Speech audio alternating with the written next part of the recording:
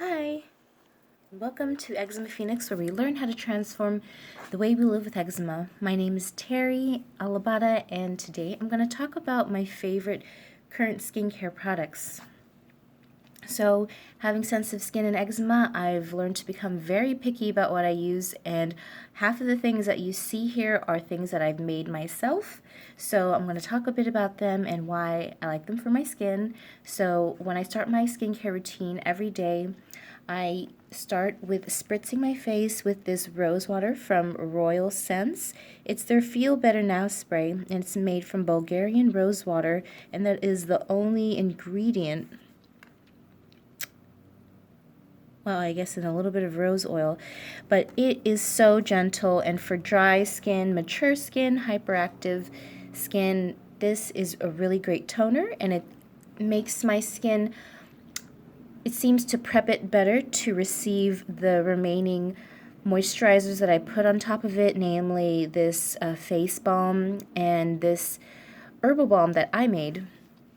But this is pretty amazing. It's calming. It's good for the heart chakra if you're into that.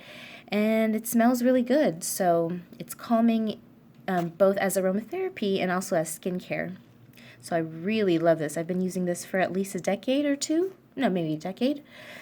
And next, this has no label because I made it, and it is my Stupid Easy Anti-Itch Spray. It is literally just 2 ingredients, which is tea tree oil and aloe juice, filtered aloe juice.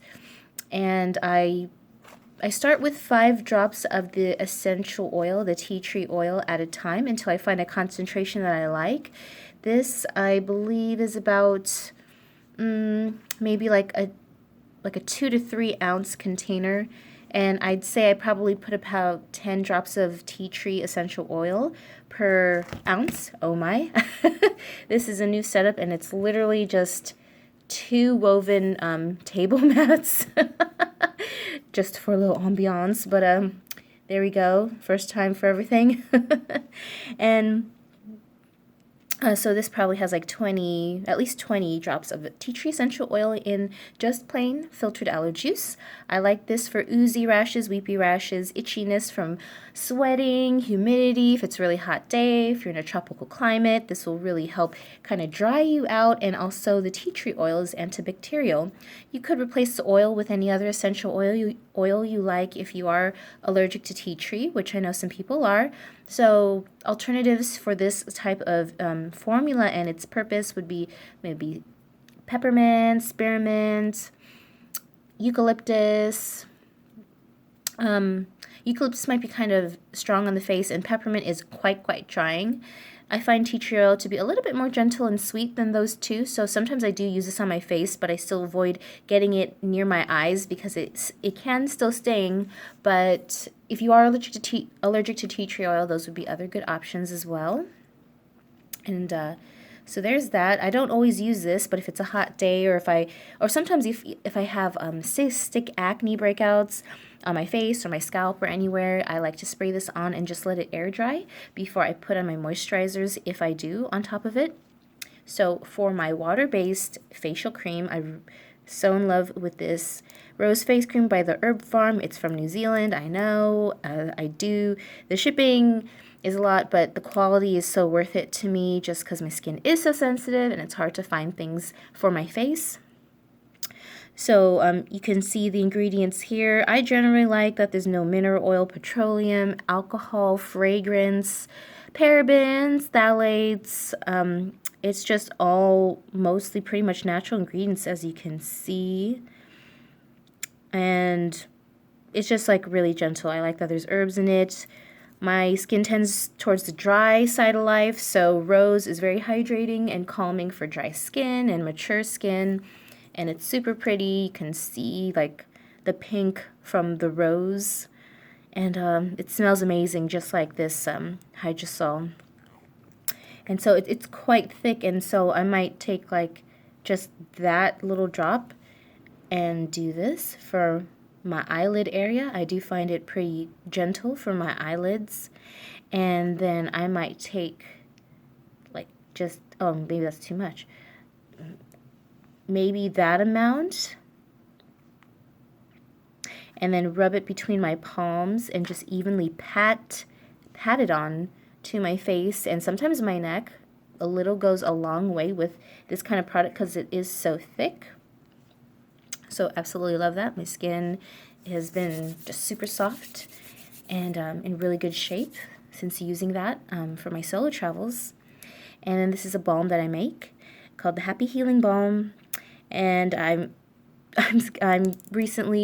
just starting to open up my online shop. I will be going under Alabata Beauty, which is my old makeup artist, my eco-friendly makeup artist business name. I'm going to turn my makeup business name into my herbal beauty product line business name, but the ingredients will stay the same. And so, of course, you got to have a lot of joy. And it has calendula, sunflower oil, a vegan fruit wax, Rus succoidea fruit wax, evening primrose oil, flaxseed oil. Also, future formulas will contain vitamin E oil because I'm taking an online cosmetic formulating course. And although this has held up pretty well on its own, no issues, no rancidity, no spoilage, I did learn that it's important to have an antioxidant, so future batches will also contain vitamin E oil. And I find this balm is just something I made when I was in herbal school. It was an experiment. I was falling in love with calendula. It was my herb of the year to just develop a relationship with and to get to know on a deeper level.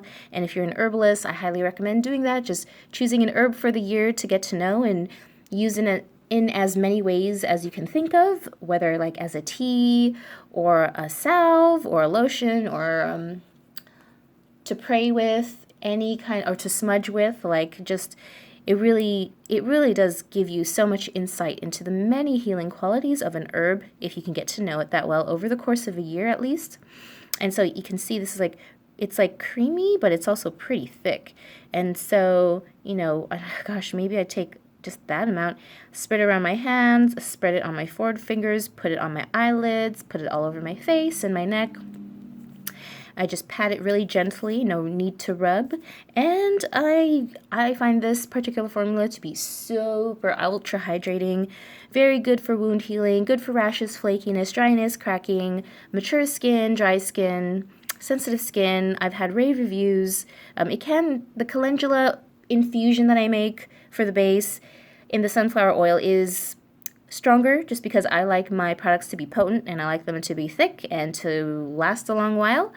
Some people don't really like the smell of a strong calendula oil infusion, but if you can get past that, this is a very healing balm. Very, very happy healing balm.